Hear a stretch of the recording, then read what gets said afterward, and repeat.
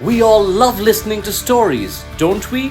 This is the story of one of the best storytellers of our sport.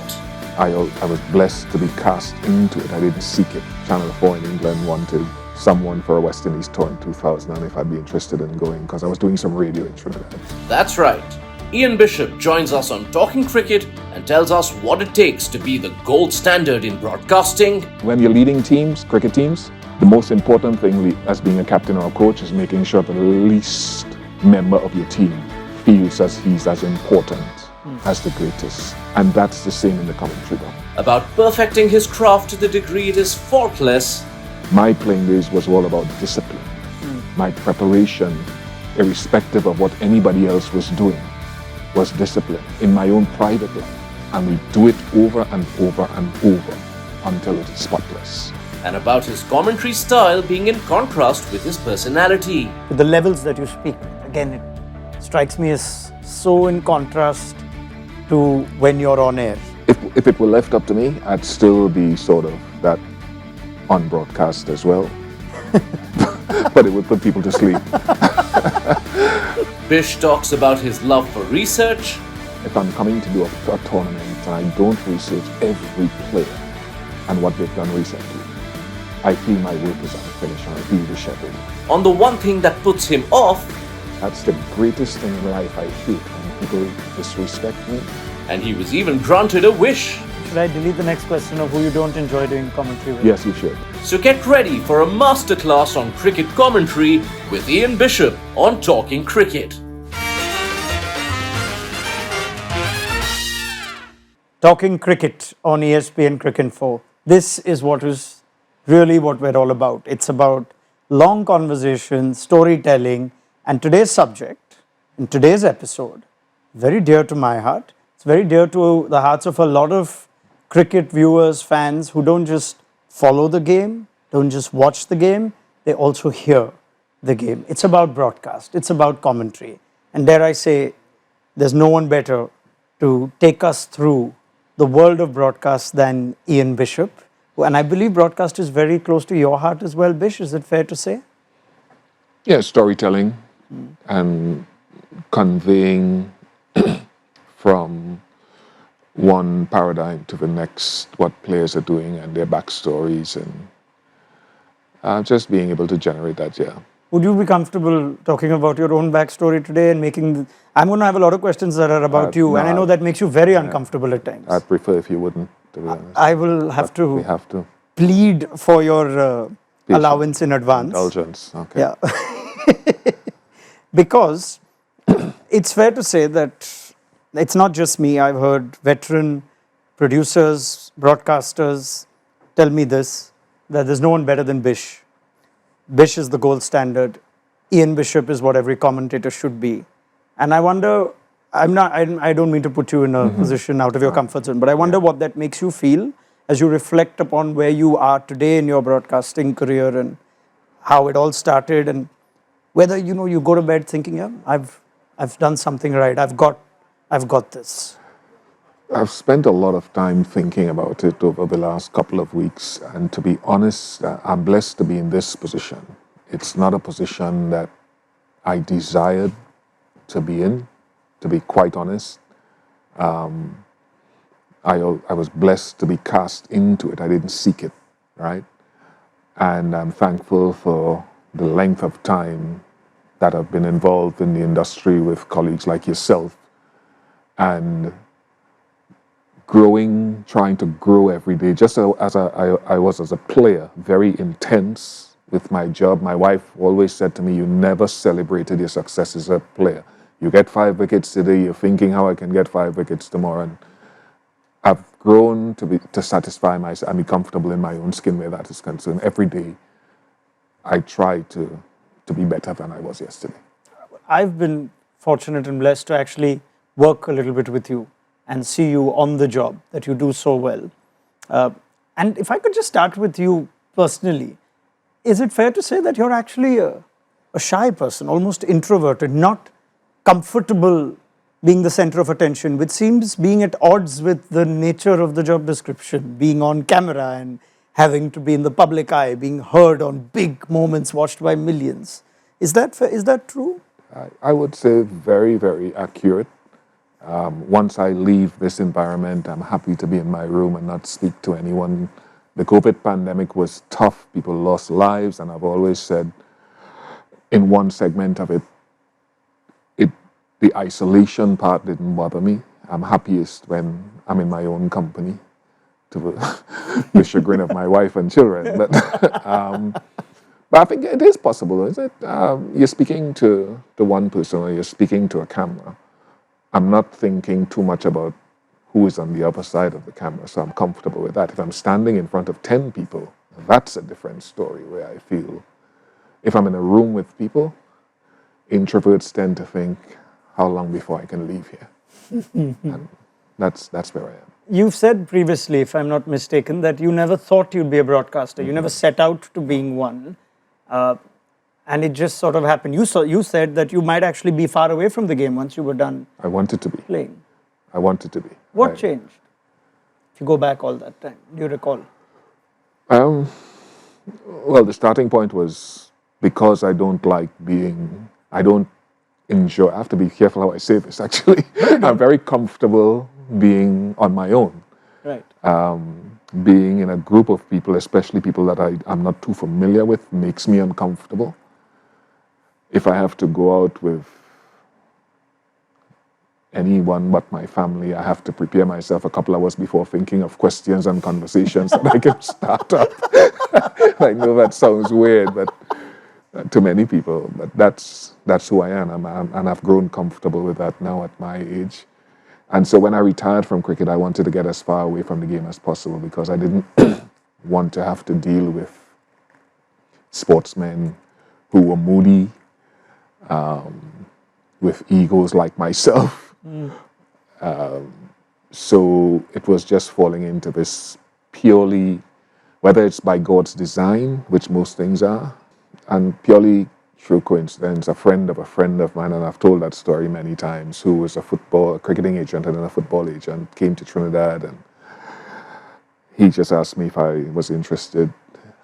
Channel 4 in England wanted someone for a West Indies tour in 2000 and if I'd be interested in going, because I was doing some radio in Trinidad at the time, in the Caribbean.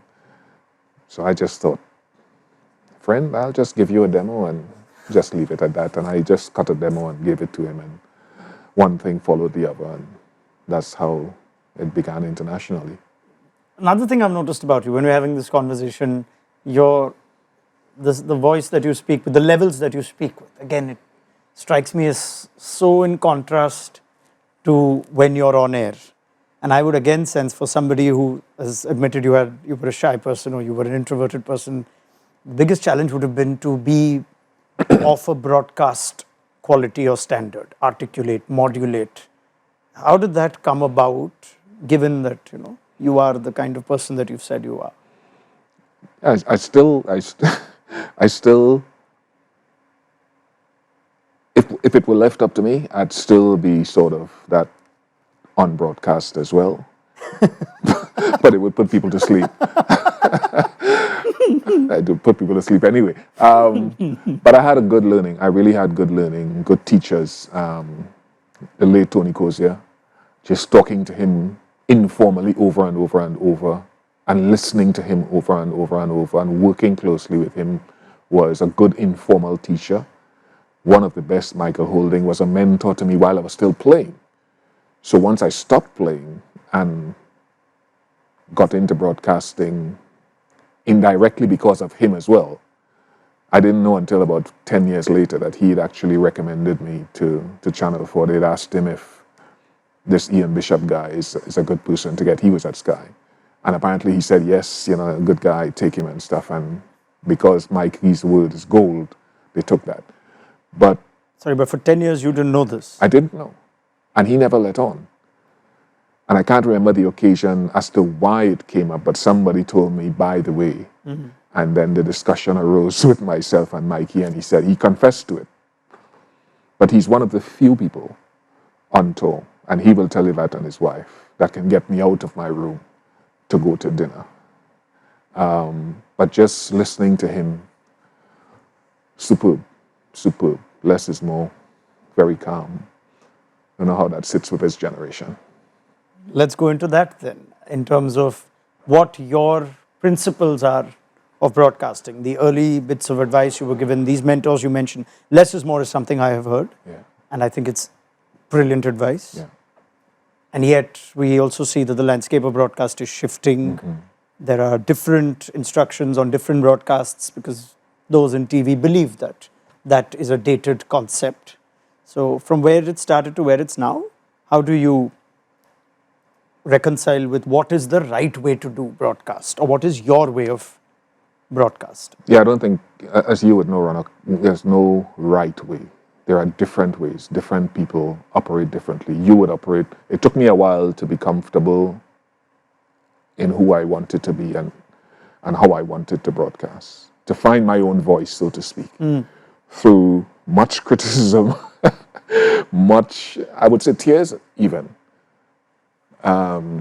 because of sometimes the way colleagues reacted or the public reacted, and learning. One of the great pictures that I learned at Channel 4 and TWI, which were good teaching schools, was to add to the pictures as opposed to radio where you're painting everything. Because coming out of cricket, you're not taught, I wasn't taught anything in broadcasting, so I got into television, and sometimes, I'm sure a lot of the times if I look back, I was just describing what was seen on the screen. And it took colleagues and senior directors and producers to say, add to the picture. If you hit a ball through extra cover, Raunak drives one from his great teachings with Coach Pandit back at university through cover. It is a total waste of time as a commentator. And I had to learn this saying, that's a good cover drive, there it goes through cover. And the viewer can see that. So talking around it was one of the early things, and adding to what I saw on the screen. To understand the concept took me time. I didn't understand what that concept meant. And through some harsh and hard lessons, I dug deeper into it. It came through colleagues in the Combox? It came through producers in your year? Yes, colleagues, senior commentators at the time. And I would bounce a lot off Mikey informally, and he probably didn't know I was bouncing things off him. Back at Channel 4, a guy called Gary Francis. Tough man, hard school. You know, some schools are really tough. You mess up, you hear from it, you hear about it. And at the time, sometimes it shook me to the core, but I thought it was a great learning school because it taught me that whatever is going to air has to be spotless. And we do it over and over and over until it is spotless. Back with TWI as well. We had a producer called Michael Adwyer who seemed to have a photographic memory for everything. And he would do the same. Have things changed? I think it's evolved, and there is a discrepancy with this, right? Because you have to, as a broadcaster, and you know this, and you'll find out more about it. Different markets, I think, operate differently. No, seriously, different markets operate differently. You're in England, and I find in the UK, they want less. In the Caribbean, it's a little bit of a mixture, but many people want less, many people want more talking. They say that in Asia, they want more activity, but there's a contradiction with some people here, many here, saying, that's not my way. So adapting your commentary to different markets, I think, is a critical thing. How do you sort of stay authentic, though, how you think commentary should be? I'm sure when you come to India, there might be many an occasion where you'd actually prefer silence to saying something. And in the process of saying something, good on you, more often than not, I think most Indian viewers would agree that it's not like you've said something that has not enhanced the pictures or not enhanced their understanding of the game. But you're also doing something which intrinsically isn't you, but you're still happy to. Yeah, IPL has a different tempo, right? Yeah. From Test cricket and from 50 over cricket and from an ICC tournament and a bilateral tournament. IPL is more up-tempo. compared to, let's say, an ICC tournament. So my own voice, which it took me a while to understand, if there are 2 or 3 commentators and I'm not on lead and I'm in a second or third chair, I don't feel a need to reach for the mic every ball. I'm happy sitting and making a contribution once every 8 balls, once every over and a half. So you will never find me sort of rushing for the mic. And that's who I am. It gives me a chance to scrutinize the game. But if I'm on lead, then I have to involve my co-commentators while painting the picture. So that causes me to put out a few more words. After a day's commentary, I'm tired. I'm gone, straight to bed. And the reason for that is I have to watch every ball. I cannot go away from a ball. So I'm concentrating as I was as a player for every ball. So for a lot of us who may not be familiar with the intricacies of broadcast and the disciplines, lead or caller calls the ball. Yes. Color or expert comes in after the action has been called. And analyzes it. Yes, and as one of our new common directors at the ICC has said, lead is the what and color is the why, if that is a simple way to say it. Yeah. Discipline is something you are big on in broadcast and hygiene, but I also, this is not to deride anyone else who's in the profession with you, but it doesn't seem to be as important to a lot of other people. And when you're in the box, does that frustrate you at any time? Well, everybody's different, and I've learned too to understand that different people do different things. It's not that my way is the right way or the only way. And so I was taught kind of old school, because I'm sort of older than most of the other guys around at the moment. Sat next to the late great Richie Benno for about 3 years in the UK. Picked up from that, picked up from the other. And in my own life, as I was as a player, my playing days was all about discipline. My preparation, irrespective of what anybody else was doing, was discipline in my own private life. And people laugh at me when I was playing cricket. I was still the guy who would stay in his room, who wouldn't be out partying, who wouldn't be out doing other things. That's my life as a Christian. And so that travels with me in the commentary box. And I think if I'm old enough to share one lesson to some young commentators coming through, and there's some really wonderful younger commentators coming through, including yourself, who I would call young compared to me. It's kind of you. Is one, that discipline of ensuring that the mic is down when you're not speaking, or when you finish speaking, you put it down so the other person knows that it's now their turn. Involving the other members of that commentary panel and making sure, you see, when you're leading teams, cricket teams, the most important thing as being a captain or a coach is making sure the least member of your team feels as he's as important as the greatest. And that's the same in the commentary box. So ensuring that everyone gets a voice as we're sitting there. Does that come because you have a sense of security about your job and there's no desire to compete in the comm box? And is that something that you've just neutrally observed, that perhaps that's one of the challenges at times where commentators compete or aren't secure and therefore end up talking more, giving us viewers who like the old style, and I count myself as a viewer now, not as anything else, but perhaps adding to the noise rather than adding to the pictures, as you said? I don't know. It's a hard one for me to answer, because since I've been blessed to start the job, God has been kind, and I've worked for a number of years. But even privately, I'm never a person in my own social circle who will try to one-up someone to get what I want. That's not who I am. If I do it ever, it would bother me till thy kingdom come. And that goes to work with me. So it's not a sense of security. It's who I've always been. So that's the only thing I can add. But I'm very aware too of other people and how other people making everyone around me feel lifted up. Would you allow me to share my own experience in this? Please do. Please Because do. I had the great fortune of covering an India men's series with you in the Caribbean, in your part of the world. And by some intelligent design, you were presenting, and I was not. Right.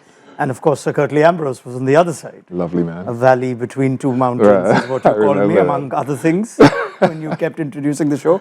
I had the greatest sense of imposter syndrome there, that if I was coming there, I should at least be presenting, sticking to my lane. As Tom Moody rightly said, the non-player broadcaster should stay in his lane and the former player should stay in his. Wise words, I take that very well.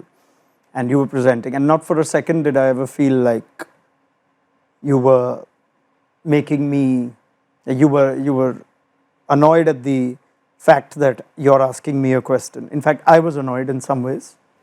But it's just attesting to what you've said. I also remember another incident when I was calling and you were on colour, and Shubman Gill's wicket it was Jomel Warrican who was bowling, and it was an over spin, which as the test match gets a little flat, you can always indulge and talk a little bit more. And then he happened to turn one and get him caught at slip, and you immediately said, just like that, and you called it. And then you put your hand on my knee and apologized, which really made me uncomfortable, so I hold that against you. Because you said, discipline, discipline. I'm just telling stories now. I don't need a reaction out of you. You can give me something in I don't remember those things, but I do. But I do, if you're talking discipline, I beat myself up when I do that. Because I think your role, not you personally, but yes, you personally, and your role is your role. That role is important to you. Yeah. And if I intervene on that role, I lambast myself because it takes away from just for half a second of what you're doing. Sure. And I hate doing that. Hate it. Is there anyone can you name, if you had to pick? You mentioned your mentors, Michael Holding, Richie Beno. In fact, just before I go there, this is a debate I have with a lot of my friends often, because I've heard this many times, that if Beno was commentating today, he wouldn't be a popular commentator or a good commentator. What do you feel when you hear that? I don't know. I think no commentator is universally accepted. If you have a vote, and historically there has been, and Richie was one to point it out, he said when there was a vote for the best commentator and he won, he said, don't worry about that. He said, I didn't get all the votes. This person got some votes. So not everyone loved my style. And it depends on the part of the market that likes volume. They like words. They like high-pitched calling to excite them. And there's another part of the market that likes calm. So I think there'd still be people who would cherish Richie, especially in Test cricket and 50-over cricket. Okay, fair enough. Could you pick, if I immediately put you on the spot and asked you who you enjoy commentating with today? You mentioned Mikey and Richie and the late Tony Cozier, but if you had to pick sort of your dream team, no, who you enjoy with? I wouldn't do that. I wouldn't answer that, because there are definitely people who. One of our great teachers, yes, Ajesh Ramachandran, who's now at the ICC, and for however long this goes into posterity, he is and was at the ICC. Because this could be like 25 years down the road, right? He often tries, and I only found this out recently, to him it's very important to put people together who have synergy. And this is not telling tales out of school. And there are people, like if I'm working with you, I would enjoy, I'd point you out and say, I enjoy working with you because you have discipline, you respect lines of demarcation, you're calling your color. I would defer to you in certain circumstances, and your ego will not come out, and you would defer to me. And I think when people work as a team, I love I've to heard the listen. team. Yeah. I love to listen to broadcasts when I can hear Raunak Kapoor is calling, and he would say, Simon Dool, you made a point 2 overs ago. I really like that because it's coming into play. Cheteshwar Pujara, you know, you said yesterday that this guy plays a certain way, and I can see it now, referring to the other commentator and something that he said, and building him up so that that person suddenly feels, I did say something of value. It brings camaraderie to the commentary box. So if I identify anyone but you right now, then my colleagues, I'm going to forget a few names, and they're going to look at me strangely next time I walk into a commentary box. So I think it would be unfair to call names. Should I delete the next question of who you don't enjoy doing commentary with? Yes, you should. Okay, fine. Since you brought up Ajesh, I'm glad you have, so now I can use the information I have through him about you as well. When he said, Bish is the master, learn from him. And when he said learn about his way to go about broadcast, his drill, his preparation. So let's talk preparation. I'll come to iconic lines and iconic moments in a second. But before that, the simple stuff. I know you hate it, but the simple stuff. You tell stories of domestic Indian players on air. You go into detail with it, something that I admire. I'm sure many Indian cricket fans admire your level of research, even after being in the industry for what, 25 years, maybe more, 30? 25 odd years, yeah. So it's not like you've taken it easy now because you're going to be here whether you put in the work or not. But you tell stories that are not necessarily about your hero, your superstars. You go into detail. I've heard that you also like to go to the ground -1 sometimes, talk to the coach, watch training, talk to the curator at times to help, and that's, as viewers would know, that's not necessarily a day's work being paid for. So tell me a little bit about how the Ian Bishop way to prepare for a day of broadcast looks like. It's just my thing, right? And you know this, I've told you this before, we've shared these stories before, so this is not new to you. I'm very thorough. When I dress, if my trouser isn't well pressed or my shirt isn't well ironed, my entire day is thrown off course. It is. I kind of am a perfectionist with whatever I do. If I'm driving my car at home, I can hear every little noise, whether a window is wound up or a window is wound down. So I'm oversensitive in that respect. So for me, if I'm coming to do a tournament, and because there are so many tournaments, and I don't research every player and what they've done recently, I feel my work is unfinished and I feel disheveled. I love research. If I wasn't doing cricket broadcasting, I wanted to be a teacher. I wanted to do research. When I went to do my master's degree at Leicester in mid-2005-06, I enjoyed research. It wasn't a chore. And I want the backstories, as I said to you the other day, of players. Let me put it this way. My little girl is playing cricket now. She only picked it up 12 months ago. She loves it. She's bowling fast? She bowls, yes, and she bats left-handed. Very good. Very unlike her dad. It's a smart thing. She didn't play at all, and suddenly I got back home from last year's IPL. She wants to play. And I said to my wife, let's give her everything she wants. And we were taking her to practice sessions and stuff. And then I remember all these backstories that I've researched from these young kids and how much their parents have sacrificed, left jobs, sold pieces of property, sold jewelry to ensure they miss meals, to put their kids through academies to give them a chance of making it. And we in the Caribbean, I was complaining that I had to drive half an hour to drop her to practice every day. And I think these stories must be told to encourage the next generation of parents who are thinking it's hard, the next generation of kids. You too can make it. And if it's a story of a middle-class family, same thing. This kid had all that they wanted, but they were still willing to work hard. And if I don't go back into the, and this is not about Indian players alone, I do this if we're playing an international tournament as well. I've seen you do it at the under-19s where the lesser-known players. You have to. So And you do the same. I know you do the same. So this is not just about me. There are a lot of commentators that do the same thing. I try. Yeah. We storytell. We're telling stories. And if we are not interested in the people, to me, the numbers lose some of its attractiveness. You said you'd be a teacher if you want a commentator. Yeah. Part of a teacher's job, you would think, is also to tell the kids when they're wrong, Yeah. or when they've done something bad. Yeah. As a commentator, I think you have spoken about this before, about players being offended at something you said about them when you critique them. I have heard you talk about the importance of using the right words as well when you look to criticize. But is that getting tougher and tougher? You know, the possibility to even make an opinion that is even of constructive criticism, and players coming up to you and says, "I didn't like what you said." Yeah. It's been happening a long time, firstly. Yeah.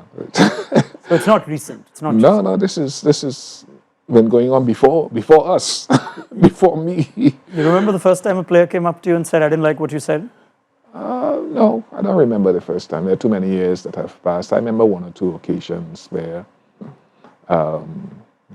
former West Indian spinner came to a function. He said, "You're always saying things about me, and why are you doing that?" And bro, the behavior in the field is not in keeping with what is expected for others to follow.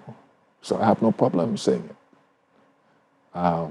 But it took me a while to find that voice as well, as it will take everyone who gets into the game, and more so a former cricketer who's played with a lot of these guys. So it takes a while to find that voice.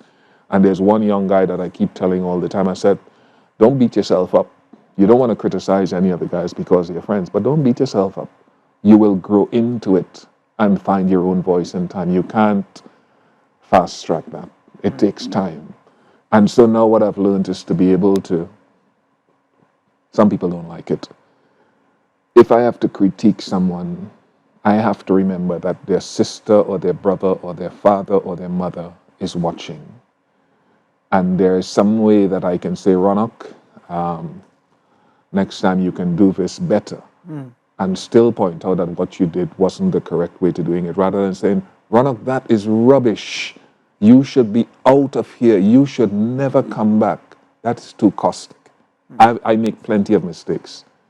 I would not want anyone speaking to me like that, because anyone that comes to me and puts their arm around my shoulder and says, Bish, you didn't put in the work today. You didn't train, you didn't run. You didn't practice your outswinger as much, and that's why you're going through this. I would listen to that tone. So I love Richie Richardson, former West Indies captain. When I played under him, he would never shout at me, but would always come and sit quietly and tell me what he wanted, and I listened to that. Is it not the role of the broadcaster or the commentator to also point out, for the sake of the viewer, that something that's happened on the field is poor? I mean, there are those that shoot straight, you would think, or at least are far more incisive with the words they use. You mentioned Dooley. He's certainly got a reputation for it. I enjoy listening to Simon Dool. Back in the day, of course, you had the boycotts of the world and the Ian Chappells of the world, and they never held back, right? They came from, there was the world of cricket was quite black and white for them, and they commanded this respect over a period of time. Do you sense that that is something that commentators ought to be doing? I think every commentator is different, and the world of commentary and the world itself needs that variety of voices, because the audience is a variety of audiences that require different things. Unfortunately or fortunately, you have to be careful how caustic you are with people from a broadcasting perspective. You don't want to turn off viewers as well, but you can't lie to the viewer and say this is good when it's bad. You might say it in a different way, and there are people in social media who always come, West Indies have lost this series. What have you got to say now? Well, you know the West Indies have lost the series. You don't need me to tell you the West Indies have played badly, they lose the series. It's right there in front of you. You don't need me to say that. Right? So I think certain things are obvious, but the other voices who are a little bit more firm and forthright, I think they're needed as well. It's just a blend. Everybody has a voice. Iconic lines, or lines that become iconic. I know you hate it. I know you hate it. Do they just happen? can you anticipate them and prepare for them? I mean, I won't bring up Remember the Name again. Please don't. God knows how many times you've been asked to speak about it. By the way, on that note, do you sometimes look like never want to hear it again because you feel like that just doesn't sound right or it's embarrassing? Do you listen to yourself at all? No, I hate the sound of to look at it. Like if I'm watching a game that I've commentated on, I mute it. Yeah. I don't want to hear it. I'm not just saying it. I genuinely do that myself. I think I sound awful. Thank you. I think I genuinely sound awful. Well, you always think you can do something better. Yeah. But I hate the sound of my own voice. So, how do memorable lines, I'm not saying you're going out there to sound memorable, but lines in a big moment, high pressure, World Cup finals and whatnot, when you call those, how does that come into your mind? Is there a process? Two ways I'll refer to, and they're not the only ways, but there are two ways, two options. Again, Ajesh Ramachandran, one of the great teachers of this broadcasting game, in my view. I'm all unapologetic of saying that. I remember it was about 2016 that he told us formally to always prepare, okay. I would often find myself saying many years ago, a guy hits 2 runs, he gets to 100, there it is. He said, no. He said, the viewer can see, that's it. Tell us why that stroke or that 100 was important. Put it into context of the match, his career, the decade, the team, and prepare yourself for the moment if you're on lead commentary before that comes up so that you are able to paint that picture when it happens, right? And similarly to that 2016 thing, I was just going through my photos the other day, and the function that I went to with Saurav Ganguly, I didn't realize that I had taken a picture with Saurav and Deep Das Gupta, who is on my picture profile, and I think it was Manoj Tiwari, at that Q&A session where the guy asked me, one of the businessmen asked me who to look forward to in the game tomorrow. We were in Calcutta the day before the T20 World Cup final. Yeah. So I'll show that picture to Deep one day. And that was purely on the night of that final, based on the storytelling of the experience of the question that was thrown at me before. And so I find the wider I read, the more genres of entertainment I watch, the more news I kind of consume, I'm able to put that into a story. It's good to prepare for it, but I don't like the fact that it's not spontaneous. I think spontaneity is the best filler of telling an event. Subject that's very close to my heart, of course, is the place of the non-player broadcaster, which I think different countries have different opinions on it, different productions and TV networks have opinions on it. And I know that a number of former players believe that the Commentators Club should be a former players club. What do you believe? The Commentators Club should be a former players club? Yeah. People believe that? Plenty of your own brethren wish. Really? Yeah, the stalwarts, in fact.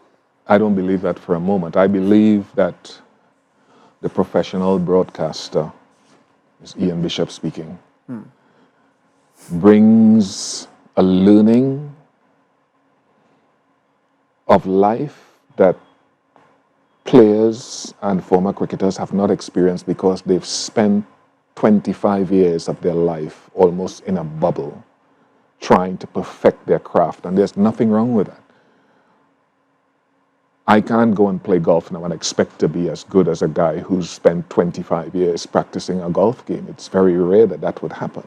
So the professional broadcaster brings insight, information, experience that he can bring into the game will benefit, and of course the ex-cricketer brings something that maybe that professional broadcaster can never bring.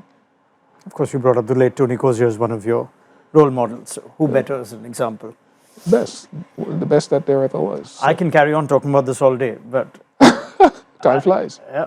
I can also perhaps ask you on a finishing note, since you desire to teach someday, would you ever care to teach perhaps or open a school of broadcast and teach many a commentator a thing or two of what you know? Like my cricket career, once I finished, informal coaching, I spent a lot of time, and I love these couple of guys that I'm going to name to bits, guys like Dinesh Ramdin and Ravi Rampal, for example, being around Dwayne Bravo since he was 12, 13 years old, and sharing information with them, talking to them about life informally, and now learning from those same guys about the game is my best trait, because I would love to teach, but I'll be a hard teacher if I do it. Because I think hard work is critical. But discipline, okay, is finally, when I go to do a women's tournament, I'm a guest in that environment, and I tend to try to be as inconspicuous as possible, but still be able to give something. If I'm with the youth tournament, as you know, I want everybody, including myself, to feel level. So if I'm going to teach, the greatest thing that I enjoy in life, is making that person feel a sense of value. But if I get disrespected, and people disrespect me, I've learned that over the last couple of weeks. That's the greatest thing in life I hate, when people disrespect me and try to make me feel less than. That fires me up. That's happened in the last couple of weeks? It's happened occasionally over the years. What happens when Bish loses his temper? I don't know. I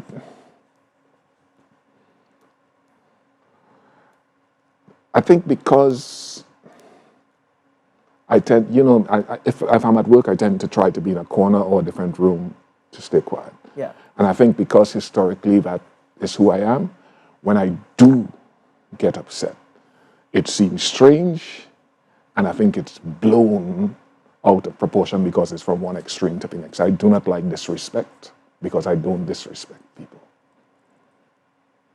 You're 6'8", just punch him.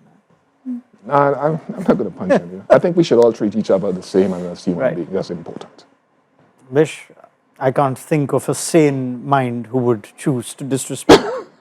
And therefore, keeping the insane aside, this has been an absolute pleasure. Thank you so much for talking to us. And may you be lending your voice to this beautiful game for many, many years to come. I hope to one day do a World Cup with you. Could you say that again, loudly, slowly, in different languages and accents, if you don't mind? Thank you very much for having me. Thanks, Bishop. Thank you. Right, that was Ian Bishop, the gold standard of broadcast, telling us so much about how the industry runs, his own experiences. I could have gone on and on. Maybe I will. We'll get a second part to this episode someday with the great man. That was Talking Cricket on ESPN Cricinfo.